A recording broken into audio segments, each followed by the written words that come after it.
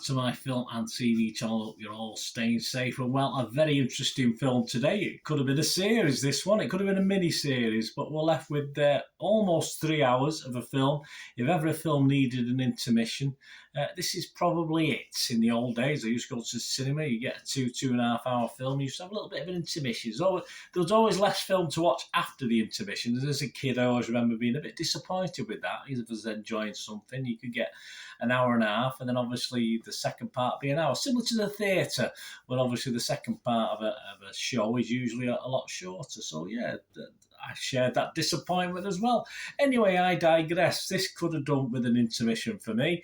Would it have made it any better in my mind?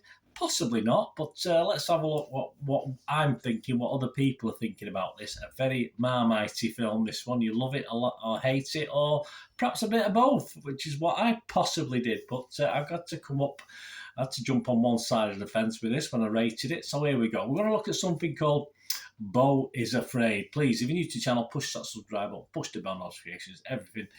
Film and TV information, reviews, etc., etc. Great to have you on board. Please, whether you like the film or you don't like the film, you give me a thumbs up for making an effort and giving you this information. I'll be very grateful. I'm trying to get up to 10 likes, so you can please just hit that like button and before you listen to what I've got to say. It's probably 8 or 9 minutes from now, so please stick with me. That'll be great to have you on board. Spread the word, guys. It'll be wonderful. Right, yes, BEAU is Afraid, a 15 certificate, which is probably okay. 2 hours 59 minutes, which isn't okay. A surrealist tragic comedy horror. There you go. There's a description. I don't do many of them. There's not many of them to the pound. Written and directed by Ari Aster. It's got a following, who also serves as co-producer. This stars, yes, and initially, favourably for me, Joaquin Phoenix, but it did change a little bit as the film went on, but we'll talk about that. He plays the title character, BEAU. Also, Patti LuPone, Nathan Lane, I thought he did a good job. Amy Ryan, yes, as well. Kylie Rogers, Parker Posey, Stephen McKinley Henderson, Hayley Squires, Michael Galdafini, Zoe Lister-Jones, and Richard Kind. So a fair selection, and fair selection of characters as well in this one. What's it about? Well, it follows the mild-mannered but paranoia-ridden, definitely paranoia-ridden BEAU as he embarks on a surreal odyssey to get home to attend his mother's funeral. Sounds like a bit of a road movie. It is on drugs. It's on LSD, I think, if you go back to the old days.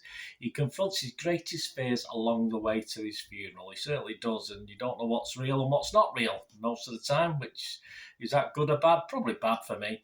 It was released on or around April the 23rd, so it's been out a couple of months. So I have seen this and almost went to watch it, but it is a film probably better watched at home. As I said, if you go to the cinema and try and sit through this, you could either doze off or walk out, or yeah, there are people who totally thrilled to it, but we'll talk about that. As at the 20th of June, 11 a.m. UK time, the public like it. Rotten Tomatoes audience, 71% positivity, 3.7 out of 5. So that equates to almost 7.5 out of 10. Who am I to argue? Although they do say it's very, very long. It is. They do say it's very confusing. It is. And definitely not for everyone. It isn't. So, but love or hate it, it's hard not to respect BEAU is Afraid's ambition. Nothing wrong with ambition as long as you follow it through. Can you both love it and hate it? You probably can, for me anyway. Internet Movie Database, yes, still good. 23,000 scores and reviews left, 7 out of 10. I don't know about the Marmite. People are loving it, aren't they? Perhaps it's the critics a little bit more Marmite. Metacritic users, their users, 6.7 out of 10. All good. It's all about the critics. Well, but yeah, I think I'll have to change the Marmite to most people think it's good, because Rotten Tomatoes, 67% positivity, 6.8 out of 10, which isn't bad at all, and that's 240 critics, 161 fresh, and so 2/3, because 79 rotten. So 2/3 liked it, 1/3 didn't. The likers include Mark Commode from The Observer in the UK. He said, "There's more than enough absurdist madness here to delight, infuriate and exasperate in equal measure." I can't disagree with that comment.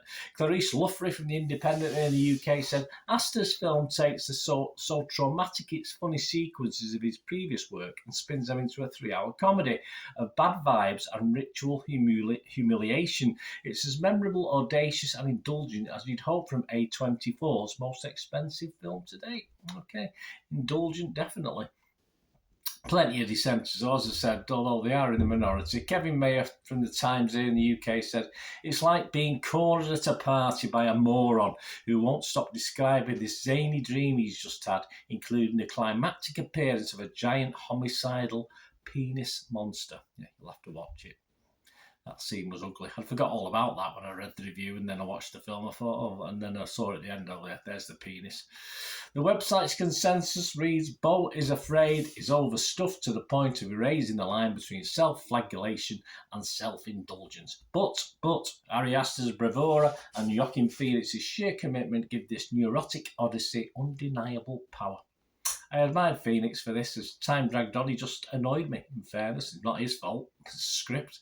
Metacritic, yeah, all right, a little bit down. This is perhaps where I got the Marmite from. 63 out of 100 based on 51 critics. 28 fresh, 18 mixed and 5 rotten. So still positive.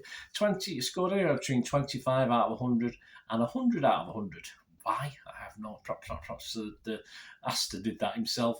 Chicago Sun-Times is Richard Rupert. He didn't like it. I don't always agree with Richard, but he's probably on the right way with this one. On the heels of his brilliant 1-2 punch of Hereditary, I quite like that one, and Midsummer, not as much as other people, writer-director Astor stumbles badly in an impressively staged and photographed film that has flashes of stunning originality, but for the most part careens madly between dark comedy and surrealistic horror, badly missing the mark in both genres. It's funny here and there, but it's never scary, and it ultimately commits a sin of becoming a well-made bore. Well, the giant penis is a bit scary with his testicles at the end, I must admit. Bore, yes, but I'll go with that as my final thought on this bore, and it's such a shame. In fact, the last scene until the end credits, it interested me again, but I'd sort of dozed off between that and about an hour and a half in. Variety's Peter de Brugge, he gave it 50. He said 3 hours doesn't feel at all reasonable for such an uneven collection of sketches, because that's what basically it is. 3 hours of which half is quirky, half is dull and just stupid for me. Films, Jordan Farley give it 80 out of 100. He said, like many an auteur filmmaker's passion projects, it's a huge swing that doesn't always fully connect, and one that undoubtedly peaks too soon. It does. But at a time when safe bet sequels, franchise extensions, and movies built on brand recognition are more prevalent than ever, the fact that something so singular exists and succeeds on its own terms is something to be celebrated. Well, you celebrate, Jordan. You're not alone, though, are you? Right, my thoughts. Fresh tomatoes, rotten tomatoes, rotten. No fresh for this. Metacritic, mixed. I am going to get mixed because, as I say, I did enjoy bits of this. And as far as a score out of 10, I give a minimum of 5. Anything less than 5, I don't give it a score. And I'm not going to give this 5. Perhaps almost got a 5. I forgive it because I did enjoy some bits of it, but I'm not going to give it a score. I'm not going to rate this one. There's a half-decent, quirky 80 to 90-minute film in here. Unfortunately, as I said, it lasts for nearly 3 hours. But there is an interesting sort of little bit of a road movie, a bit surreal, bit weird, bit quirky, bit daft, of course, bit stupid. But there is a good 80, 90 minutes in here. But I can't forgive the other 80, 90 minutes that for me just bored me. I mean, it's worth it to watch Phoenix. It does a great job. But again, after about an hour and 20 minutes, he just started to bore me. It's just too long for me. It's just not good. Just not enough in it to quirkiness. I like wacky, I like weird, but it is weird, but just too long weird, and it wears at you after a while. Too many boring bits to go with a few genuinely interesting sketches, as one of the critics said there. It's like little sketches, and one or two I did enjoy, but unfortunately, probably 45, 55 enjoyment to not enjoying. Admirable by Phoenix, but as I said, even he stalls the longer it goes on as well. So interesting, but as I say, I wouldn't be surprised. Some people like it, as you can see. Most people seem to like it, as you can see, but I just think it's a film that's possibly too up itself. Thanks for watching, guys. Let me know your thoughts. It'd be great to hear from you.